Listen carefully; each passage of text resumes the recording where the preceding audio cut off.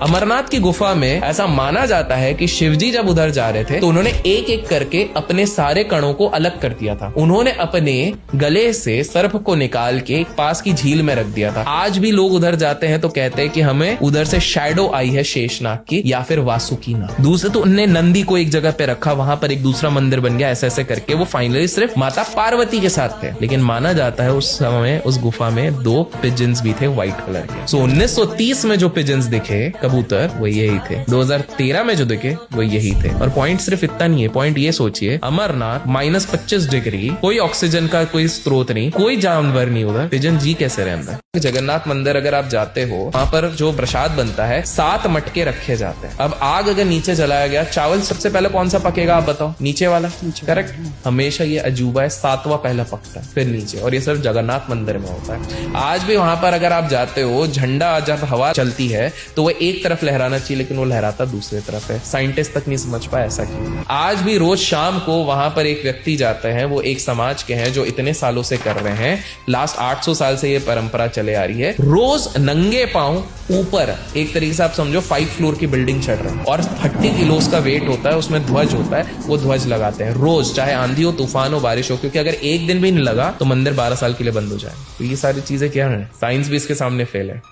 आज भी नरसिंह भगवान वहां पर साक्षात विराजमान है। जब आप आंध्र प्रदेश जाते हैं, यहाँ एक और जगह है अहोबिलम, जब आप इधर ट्रैक करके जाते हैं, आप जब ऊपर देखते हैं तो आपको एक ध्वज लहराता हुआ दिखता है। बताइए ध्वज पता है कहाँ पे लहरा रहा है? ये वही स्तंभ है जिससे नरसिंह भगवान निकले थे। वहीं पर एक मंदिर है जहाँ नरसिंह भगवान की एक बहुत ही मिस्टिकल चीज होती है। आप मंदिर जा सकते हैं, प्रभु के दर्शन साल में सिर्फ एक बार होते हैं। क्यों? क्योंकि नरसिंह भगवान का तेज इतना है, एनर्जी इतनी है कि आम इंसान उसको सह नहीं पाएगा। इसी मंदिर में पंडित लोगों ने खुद ने किया है, वो मूर्ति टफ नहीं है, बहुत फीबल है। उसको जब आप टच करते हो तो आपकी उंगली भी अंदर जाती है और थोड़ी उंगली अंदर चले जाती है तो रेड कलर का फ्लूइड निकलता है। ऐसा माना जाता है आज भी नरसिंह भगवान वहां पर साक्षात विराजमान है। केदारनाथ की अगर मैं बात करूं, 2013 बहुत भयंकर तरीके से बाढ़ आता है, बहुत सारे पेड़ उजड़ जाते हैं। माना जाता है 5000 से ज्यादा लोगों ने अपने प्रियजनों को खोया उस समय पे पता है क्या हुआ? हर जगह त्राही त्राही मची हुई है। लोग ये सोच रहे हैं अब केदारनाथ मंदिर बचेगा नहीं बचेगा। 5 किलोमीटर दूर से 1000 टन का एक पत्थर आता है, उसको आज भीमशिला कहते हैं, और वो आके एग्जैक्ट ऐसी लोकेशन पे फिट हो जाता है जिसके चक्कर में उस मंदिर में एक बूंद पानी नहीं पहुंच पाती है। पूरा का पूरा प्रोटेक्टेड रहा, सब कुछ आसपास का इधर उधर हो गया, वो मंदिर कुछ नहीं हुआ। ये कैसे हो सकता है? आज भी अब अगर आप केदारनाथ के दर्शन करोगे तो उसको पीछे पत्थर उसको रखा गया, भीमशिला इसलिए नाम दिया गया क्योंकि माना जाता है क्योंकि केदारनाथ की स्थापना कहीं ना कहीं पांडवों ने की रही थी, तो एक भीम की शक्ति थी जिसने कहीं ना कहीं इतने बड़े रॉक को उठा के वहां पे प्लेस कर दिया। गिरनार पर्वत में 10,000 स्टेप्स हैं।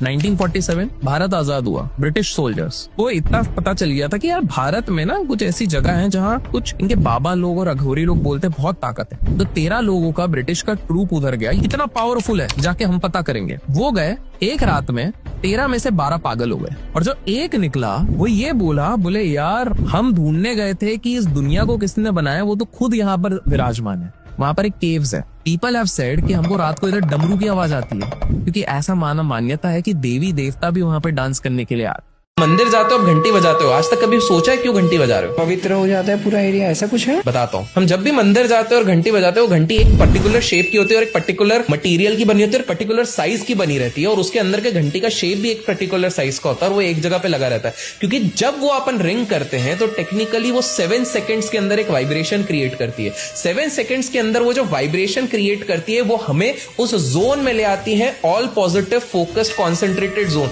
जहां हमारे और ईश्वर के बीच में और कुछ नहीं रहता। इसलिए आप जब मंदिर जाते हो और घंटी बजा के तो आपको एक अलग वाइब्रेशन फील हो। कुछ लोग बोलते हैं राम सेतु ब्रिज नहीं बना है। नासा ने खुद ने जब सैटेलाइट के इमेज डाले और उसने बताया कि भैया एक ह्यूमन मेड ब्रिज है जो पानी के नीचे ढक गया है इंडिया से श्रीलंका के बीच में, और उसकी डेट सीधे निकल रही है रामायण की। ये क्या था? राम सेतु ब्रिज ही था। रामेश्वरम में जाएंगे आज भी आपको ऐसा पत्थर मिलेगा जो पानी के ऊपर तैर रहा है। अब साइंटिस्ट लोग बोलेंगे अरे वोल्केनिक इरप्शन के बाद जो एक हैलो स्टोन बन जाएगा तो वैक्यूम के साथ साथ वो फ्लोट करने लग जाएगा पानी में। ऐसा रामेश्वरम के पास कौन सा वोल्केनो है? अब बताइए, नहीं है।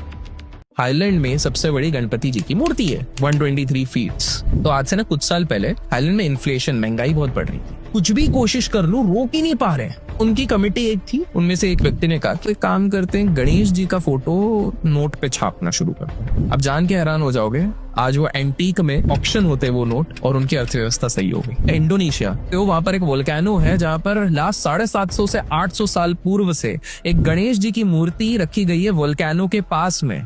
वो इसलिए रखी गई है क्योंकि वहां के लोकल्स का मानना है कि यही हमें बचाते हैं, वो एक्टिव वोल्केनो आज तक नहीं फटा है, बिकॉज गणपति जी वहां पर विराज है।